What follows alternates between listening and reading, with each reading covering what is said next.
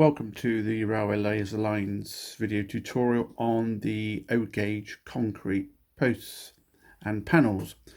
You can most probably do the same effect on the 001s as well, to be honest, but they are made of card rather than MDF, so most probably less paint is required. Anyway, this is the O-gauge pack that you get. So you'll get 2 sections of 5 panels, and you'll either have the 3 panel posts sections or the 6 panel post sections.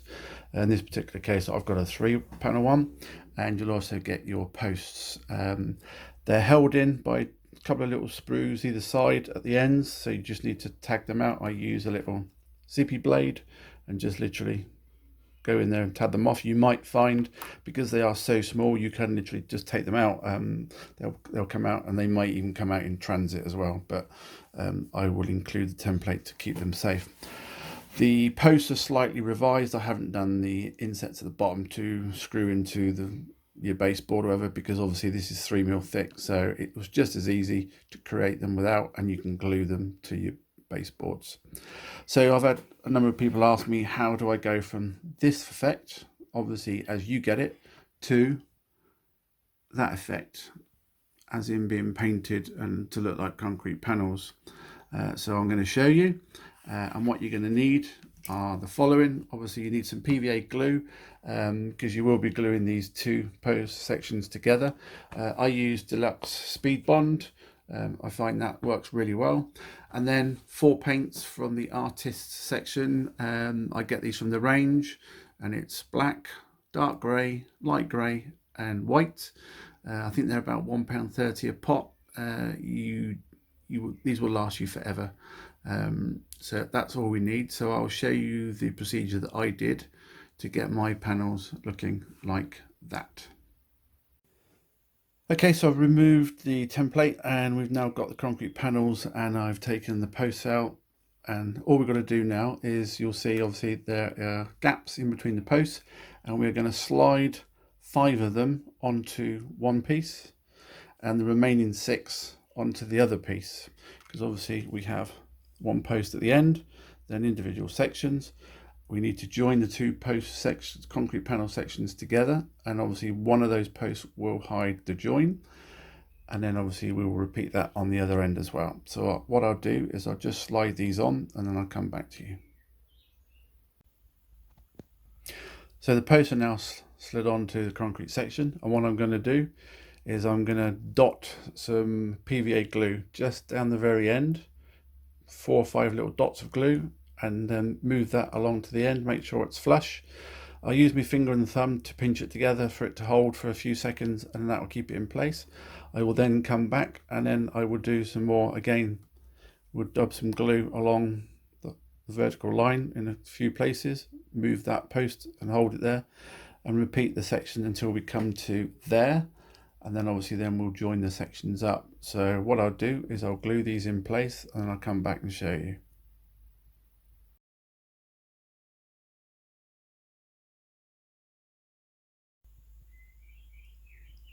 As you can see, there is very little glue. It is literally dabs of glue all the way down those vertical lines. We don't need much. This is not going anywhere, and this Speed Bond glue really does hold well. So what I'll do is I'll fix those in place and come back. So I've allowed those to dry for a couple of minutes. They're not going to go anywhere. Now obviously what we want to do, we want to connect this concrete panel section to this one. So I've slid on the 6th post, and then I've slid on the remaining 5 posts ready. And what I'll do is I will add some Speed Bond glue to the sides of this one and also that one, and butt it up. And then I'll also add the dabs of glue on the top, and then I'll slide this over so it's in the middle, and I'll hold it there and make sure it bonds and allowed to dry. And I'll give this one a little bit longer, because this is obviously the join. So, and then once that's dry, we would carry on doing the glue on these posts. And once they're all done, we can come back, and most probably I'd allow this a good couple of hours to dry before you start painting it. You don't want those posts coming away just as you're about to paint, so it's worth leaving it for a while. So that's the 2 panels joined together, and what you can do is with your thin brush run a small amount of glue all the way along the inside there and also inside there, and then wipe it off. This will, and then obviously all I'm doing is literally holding it down to glue and bond, and then once it's dry I'll turn it over and I'll do the other side. So this way it gives the section where it joins that little bit of extra strength, so it's not going to fall apart. You're going to be painting over this anyway, so if you've got a little bit of glue left over, it's not going to be the end of the world. But that's done, so what I'll do is I'll complete the rest of the post, and obviously the last post I'm going to put flush on the end like I did on this end, and then we'll allow those to dry, and then we'll come back and do some painting.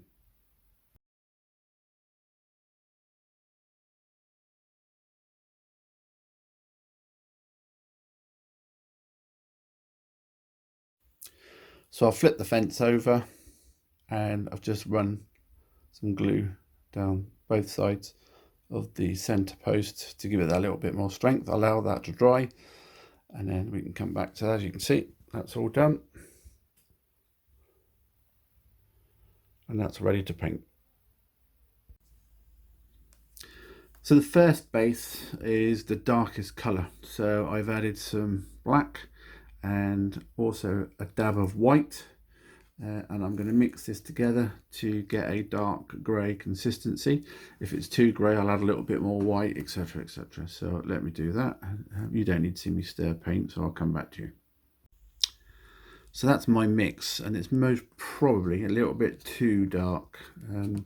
Concrete fencing isn't really that dark, but obviously we want to build this up in layers, so what I'm going to do is I'm going to add another little bit of white, and I'll mix that in, and we'll get a slightly lighter tone, and then we'll come back. Okay, I'm happy with that colour. So the first thing we need to do now, because we're using the sponging method, when we sponge it on here, we're not going to get right inside these posts, and you'll end up with some brown MDF posts showing. So what I tend to do is I just get some paint and I literally paint down inside the nook. Simple as that. And I'll go along and do all 11 of them either side, and I'll come back. So we've now gone along each side of the post. You know, I've got some all over the post. It doesn't matter because we're going to be sponging those anyway, but it's to get your paint inside that 1 mil section of the post, because when you put your sponge on, you'll miss pieces. So the brush will help you out do that. So I've done both sides, I've turned it over, and I've done the other side as well. So the next thing we need to do is we need to get our sponge, and it's literally, I have a tiny piece of sponge. I can't even remember where I got it from, and I cut it and it's that big. There you go. It's tiny, and as you can see, it's filthy. It's been used before, and it has a texture in it. So what I'm going to do is it's a bit wet at the moment, I'm going to just dry that out, and then it's literally dabbing the paint in there, and I'm going to basically try and get rid of some excess. I don't need that much paint on, and then you're dabbing it as you go along. There's no science to this, and you're just basically gradually covering the panels with that grey, and you will, as time goes by, complete it. So I'm going to get some more paint. I literally go back into that and dab it on, turn your sponge, and obviously I've got a straight part so I can go right down into the side of the fence, and the more you put on, gradually you'll cover it. So what I'm going to do is I'm going to carry on all the way alongside, and I'll come back and show you what I've done. So there's the first sponging with the dark grey, and as you can see, if I close in, you know, there's lots of bits missing off the MDF. It still shows through, but we are building up different layers of color greys, so this is what we need to do. We don't want to cover the whole lot in grey, otherwise it looks stupid. So obviously where you've got your posts, sometimes you can get your sponge and literally go up and down slightly just to fill those sections in, otherwise you'll end up with all blank sections. So I've done a few.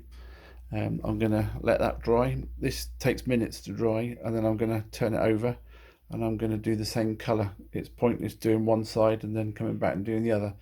You may as well do the same colours at the same time. So I'm going to turn it over and do the other side, and then we'll come back and do the next coat of grey. That's the other side done, and just slightly different textured and lightness and darkness here and there, because we're going to build up the layers. Don't want it all looking exactly the same. So we finished with the paint, we finished with the sponge, so I'm going to dip it in my pot and I'm going to clean it out, let dry it, and then we will come to the next one, which is the dark grey, and we will simply use that one and we'll sponge over. And then the third coat we will use light grey, do exactly the same, and then finally we'll go over with just a small amount of white, but I'll show you what it looks like after the second coat. Now we finished the second coat, so it's literally the sponging technique again. You're dabbing it, away you go, and obviously because it's a lighter texture, it's starting now to blend in, and you can start to see the effect that the concrete's now starting to take, and it's starting to get towards that finished state. So I've done this section. Again, it's just doing it in random motions, just any way you want. There's no set pattern. Obviously I've got it all over my mat, but that can wash off. These are acrylic paints. I'm just going to let that dry for 5 minutes, and then I'm going to turn over and do the other side. So that's coat number 2. That's the dark grey, and that's now starting to give that textured effect. And then the third coat is we're going to use is the light grey. So the dark grey paint on the MDF has dried, so I can use that as my base, and I'm going to start to dab that in, and we will give the fencing its next coat. Now we've put the third coat on, which is the light grey, you can now start to see the real effects of the concrete. And on this particular coat, after I've done the dabbing, you can also smudge from left to right and down and just blend them in, just to give it that little bit more of effect. If I move it in slightly,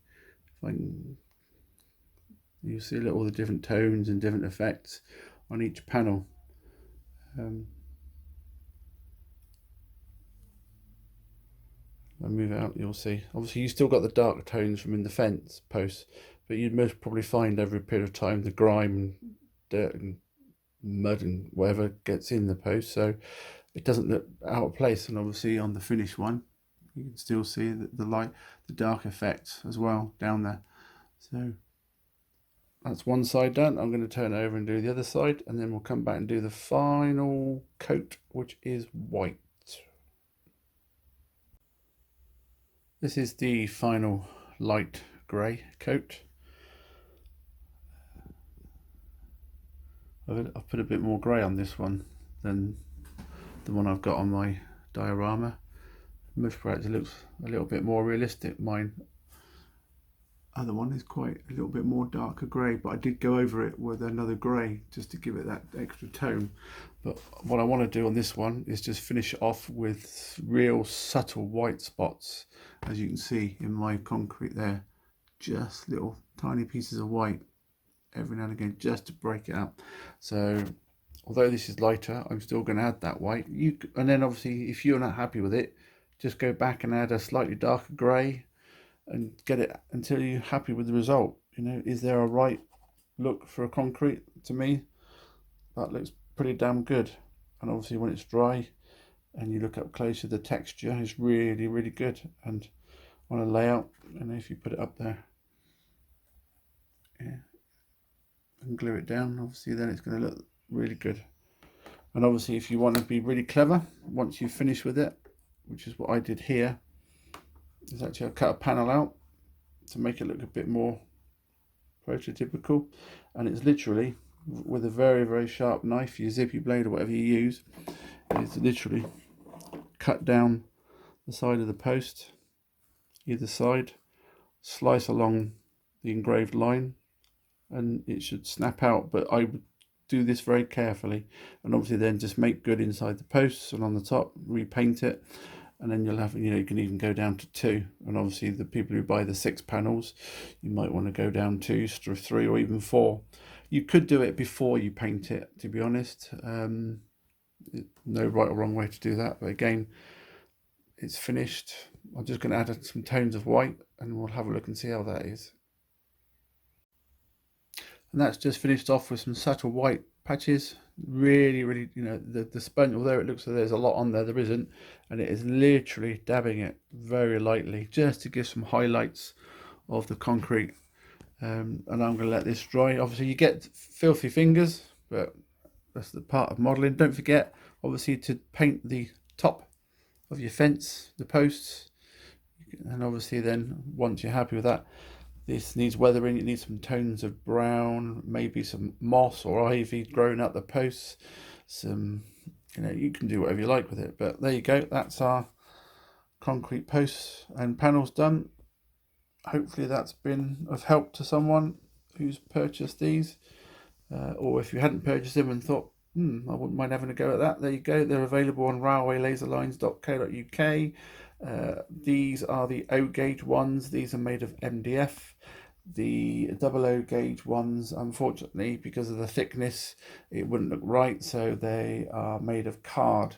So I do suggest, if you're doing the card ones, is that you do take extra care when you're painting them. You might not want to go to 4 levels of paint. You might want to forget the dark grey to start off with, because obviously the card, the engraved lines for the panels will clog up more, and card will bow and bend if you put too much paint on it.